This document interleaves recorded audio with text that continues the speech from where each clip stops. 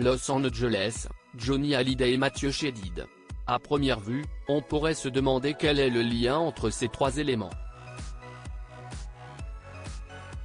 Et pourtant, l'interprète d'Ondes Sensuelles a bien une explication. Sur le plateau de cet À vous, mardi 28 novembre, celui-ci a partagé le récit d'une folle soirée passée dans la Cité des Anges, en compagnie de l'époux de Laetitia Hallyday. C'était une soirée à Los Angeles, et ces petits carrés de chocolat magique, on en avait pris, un soir avec Johnny, s'est remémoré le chanteur sur le plateau de France 5. Ça ne lui faisait pas grand-chose, donc il en a pris un peu plus que la moyenne. Ces petits carrés de chocolat étaient en réalité fourrés de champignons hallucinogènes. Et si Mathieu Chédid n'a pas fourni d'informations précises quant au déroulement de cette soirée, il a tout de même noté que celle-ci était très colorée. Une histoire improbable qui a, nul n'en doute, rapproché les deux chanteurs. Selon nos confrères de Télé Loisirs, cette fête se serait déroulée dans le courant de l'année 2011, alors que les deux artistes enregistraient l'album Jamais Seul.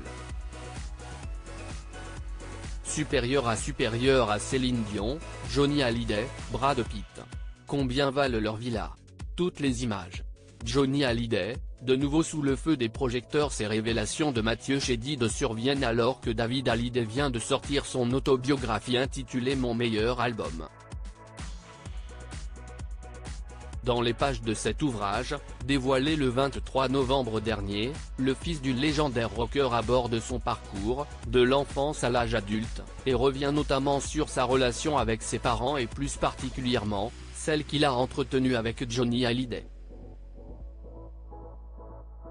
L'époux d'Alexandra Pastor y fait part de ses sentiments, séparés entre admiration et rancœur.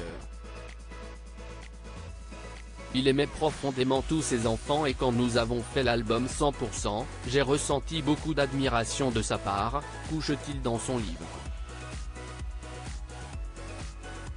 Cependant, père et fils ont fini par s'éloigner. Une décision qui ne serait ni celle de David, ni celle de Johnny. Il y a eu des moments dans sa vie où il a été sous l'influence de personnes qui l'encourageaient à me mettre de côté. Et il pouvait avoir la faiblesse d'y céder. Écrit-il plus loin dans son livre.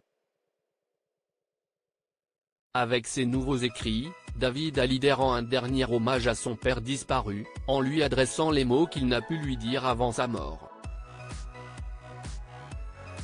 Article écrit en collaboration avec 6 médias. Crédit photo, capture d'écran France 2.